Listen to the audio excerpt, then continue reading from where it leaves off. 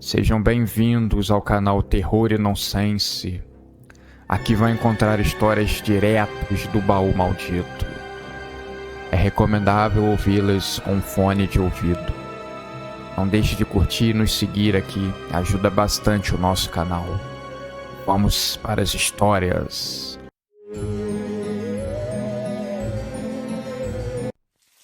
Aos poucos, a vigilância sobre o uso e o consumo de drogas foi sendo relaxada por leis e pressões sociais. As pessoas poderiam ser livres para usar o que quisessem, desde que não cometessem crimes, o que nunca aconteceu. Sempre com as drogas na mente, elas cometiam uma porção de delitos, seja para conseguirem dinheiro para comprar mais, ou agressões pelo aumento da força e a sensação de euforia. Chegou nas ruas uma nova droga muito perigosa, vindo de outros países, onde os estragos haviam sido inúmeros. As autoridades tentaram vetar, mas ela acabava chegando como uma das drogas legalizadas. Fiscalizar era um problema. O governo criava problemas quando havia alguma apreensão. Eles consideravam ilegal. Então a polícia começou a fazer vista grossa.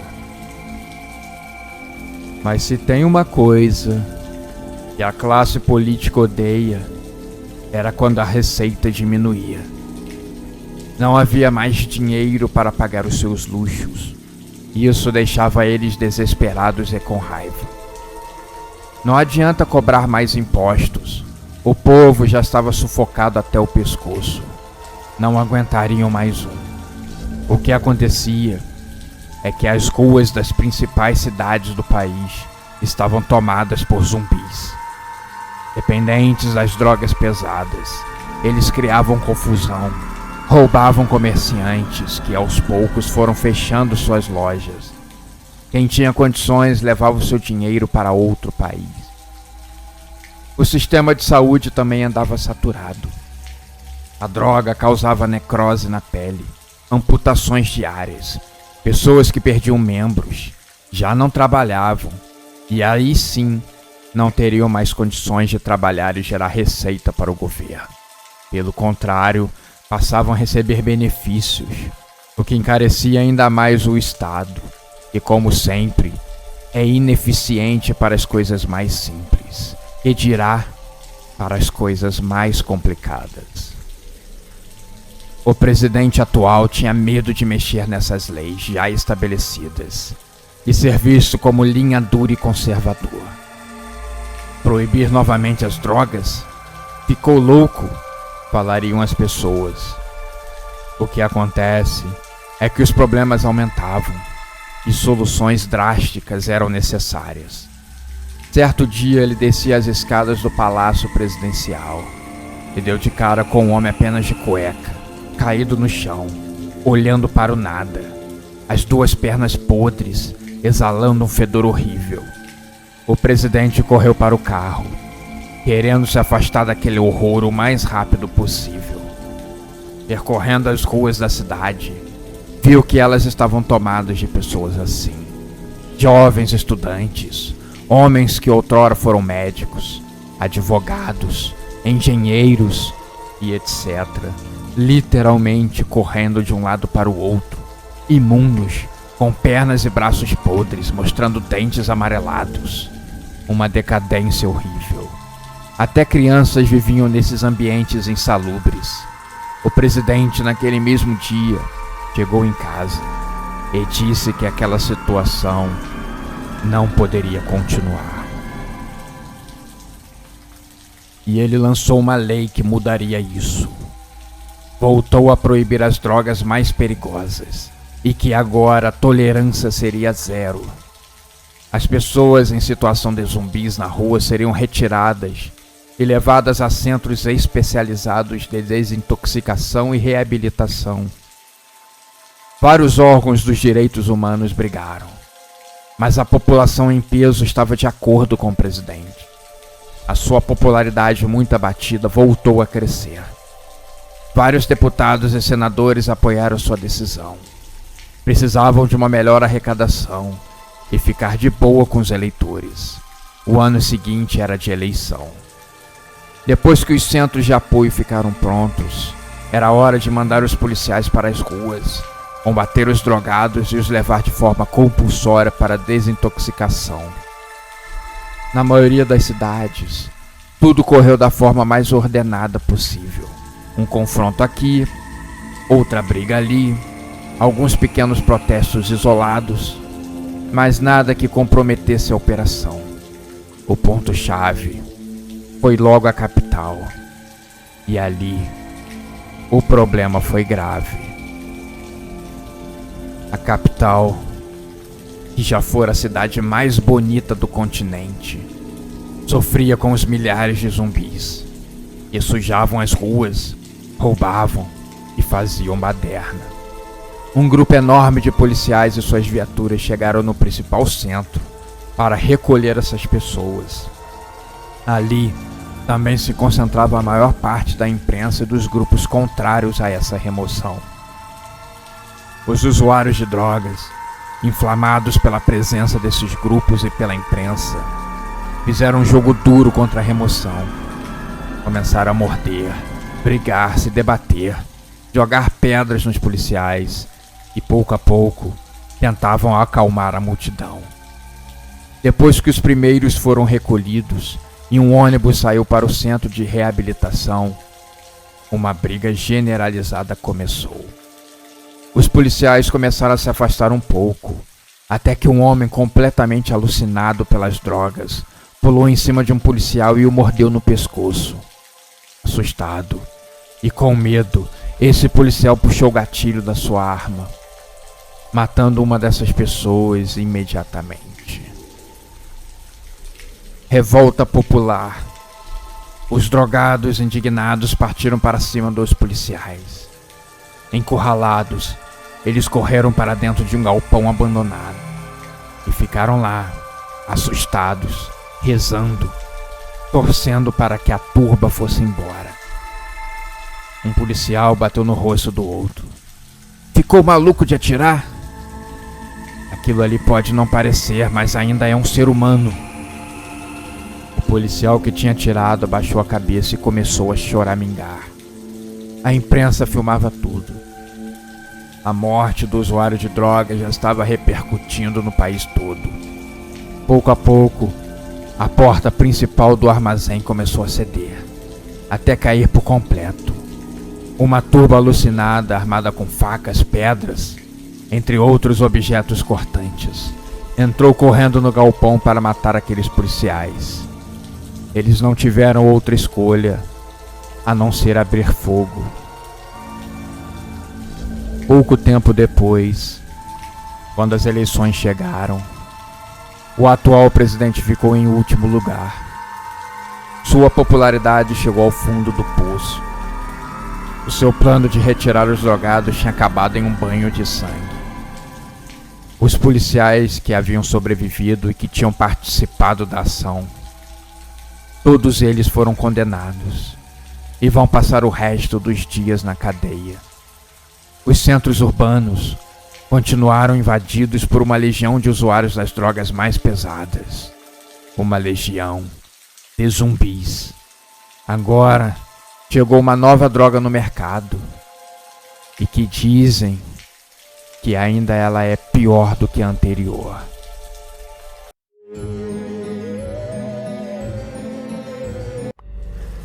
Um grupo de 5 amigos explorava um mapa do país vizinho e descobriram uma ilha que estava desabitada. Barbosa, o líder desse grupo, é filho de um ministro super importante do seu país, que não mantém boas relações com o vizinho de fronteira. Essa visita à ilha é uma pequena afronta dos amigos, como também uma oportunidade de viajar e conhecer uma ilha que tem tudo para ser paradisíaca. Com todos os preparativos prontos, eles zarpariam de madrugada. A ilha era um pedaço de terra bem abandonado. Não teria motivos de patrulhamento e coisas do tipo. Mas os jovens não queriam arriscar. Tem alguém com medo aí? É a oportunidade de dar meia volta. Ir embora e ficar conhecido como o maior medroso ou medrosa do país. Alguém quer mesmo voltar? Perguntou Barbosa. Todos os outros 4 fizeram com a cabeça que não. Vamos seguir em frente. Poucos meses antes, aquele país, que era o mais fechado do mundo, tinha enfrentado um acidente nuclear muito grave na sua principal usina de energia. O mundo ficou sabendo por alto. Os níveis de radiação nos países vizinhos tinham crescido consideravelmente. Milhares de jovens eram enviados para a morte todos os dias, com o intuito de limpar os arredores e construir uma redoma de concreto, para impedir que mais danos e que a radiação continue vazando da usina. Conforme o número dos mortos crescia bastante, a opinião pública começou a bater pesado no governo, dizendo que eles deveriam pedir ajuda aos outros países e tal. Praticamente um insulto para o primeiro-ministro. Pressionado por todos os lados, o primeiro-ministro designou uma equipe de cientistas para resolverem esse problema. Um deles, o Dr. Vladimir, o mais inteligente deles, decidiu criar uma vacina que faria os corpos dos mortos derreterem, virar literalmente um líquido e escorrer pelo chão. Seria fácil sumir com dezenas, centenas, até milhares de corpos, sem que a imprensa veja ou descubra. Um plano excelente. Essa vacina vai se chamar putrefação. Ela está quase em fase final de testes. Diante do entusiasmo do Dr. Vladimir, o primeiro-ministro estava animado e ansioso. Termine logo, o mais depressa possível, os testes. Enquanto isso, estou resolvendo um outro problema. Em uma ilha isolada do país, um enorme galpão para abrigar doentes estava sendo montado. O intuito, segundo o governo, seria receber ali os doentes, longe dos holofotes da imprensa, e assim que eles morressem, usarem a vacina e ficarem ali mesmo, seus fluidos corporais se juntando com a natureza ao redor. Um plano perfeito. O que poderia dar errado? Quando os primeiros doentes foram transferidos de navio para a ilha, era uma viagem curta, menos de 30 minutos. O cientista Vladimir estava pronto para demonstrar os efeitos da sua vacina ao primeiro-ministro. Um grupo de soldados acompanhava uma comitiva. Eles tinham feito uma área isolada com escoamento para o subsolo dos fluidos dos mortos. Assim que eles derretessem após a vacina, o primeiro homem a ser pego era um jovem de pouco mais de 20 anos. Havia sido convocado para ajudar a limpeza da usina. Sabia que não tinha muitas chances de escapar, mas o lema era: ajude a pátria. Você nunca será esquecido. Lê do engano. Agora ele estava prestes a virar uma poça de fluidos e ser tragado pela mãe natureza. Assim que a injeção foi aplicada, o homem começou a borbulhar e derreter, quase que em um piscar de olhos. Todos olhavam maravilhados e assustados ao mesmo tempo para aquilo. Era a solução definitiva para os problemas dos corpos. Parabéns, disse o primeiro-ministro, felicitando o seu cientista. Meses mais tarde, os jovens estavam em uma canoa, bem próximos da ilha. Eles viram 2 navios da marinha do país vizinho. Estranho essa movimentação. Não era para ter nada aqui. Pois bem, vamos seguir pela marcação daquela estreita passagem que o mapa indica. Vamos dar a volta nesses navios, disse Barbosa. Assim que eles desembarcaram na ilha, se abraçaram. Parte da aventura estava concluída. Agora era montarem as barracas e esperar a noite passar. Barbosa havia planejado de acenderem uma fogueira. Mas com aqueles navios patrulhando por perto, ele não achou uma boa ideia. Eles ficaram em uma roda improvisada e contando histórias de terror, coisas típicas de acampamento, até que eles começaram a ficar com sono. Aos poucos, os amigos foram se despedindo e entrando em suas barracas. Quando eles estavam prestes a dormir, um rugido e grunhidos foram ouvidos na ilha. Barbosa deu um pulo assustado da sua barraca. "O que está acontecendo aqui?" ele gritou. Alguns meses atrás, o pedido por mais e mais vacinas, conforme as mortes estavam sendo mascaradas, eles conseguiam muito mais voluntários e pessoas que eram forçados a limpar a usina. Com isso, ainda mais mortes. O plano caminhava de uma forma perfeita. Putrefação funcionava muito bem. Mas acontece que a alta demanda, os cientistas tiveram que improvisar alguns ingredientes da matéria-prima. Não tinham a quantidade absurda que o governo oferecia. O doutor Vladimir achava que não teria perigo nenhum em adaptar a fórmula sem os testes necessários. Quando essa nova leva de vacinas chegou na ilha e os mortos foram sendo vacinados, uma mutação começou a ocorrer em seus corpos. Ao invés de derreterem, eles recobravam a vida, acordavam como zumbis, só pensando em atacar e comer as pessoas.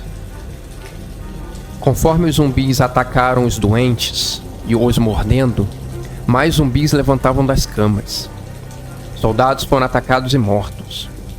Uma verdadeira rebelião e carnificina.